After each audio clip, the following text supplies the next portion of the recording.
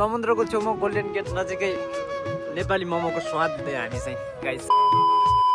So guys it's me Harry welcome back to my another video. म चाहिँ आज होइन समुद्रको छेउमा सँगसँगै गोल्डन गेटको छेउमा मस्त घाम ताप्दै चिलमा होइन केटाहरूसँग रमाइलो गर्न आएको छ होइन गोल्डन गेट साइडतिर।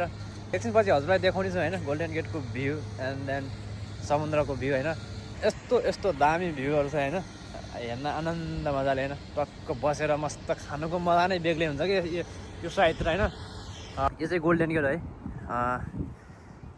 यस्तो दामी भ्यू देखिन्छ यहाँबाट होइन। टक्क आज त यस्तो दामी घाम लागिरहेछ क्या मिठो। अनि त्यहाँबाट यस्तो दामी घाम लागिरहेछ। यहाँ चाहिँ समुद्रको छेउ होइन, टक्क बसेर समुद्रको छेउमा केटाहरू रमाइरहेका छन् होइन, मनोरञ्जन लिइरहेका छन्।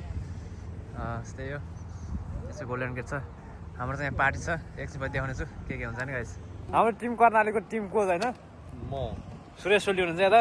यहाँ चाहिँ हाम्रो पानी छ होइन। सुरेश सोल्टीको आज पुरै रैला पार्टी हाल्दैछ। यहाँ चाहिँ के अरे यो चिकन चाउमिन छ। यो चाहिँ यहाँ पनि chicken chow mein, all of chicken chow mein, अनि त्यहाँ पनि चिकन चाउमिन रहेछ होइन। अनि यता चाहिँ यहाँ चाहिँ रेडबुल छ है, दुईवटा रेडबुल छ। यो चाहिँ अमेरिकन जुस, रेडबुल कोचको लागि है। यो चाहिँ अमेरिकन जुस। अनि यहाँ चाहिँ मोमो छ होइन। ल गाइस लेट्स अब हामी चाहिँ टक्क खान्छ, खाएको एउटा भिडियो गराएर देखाउँछ होइन।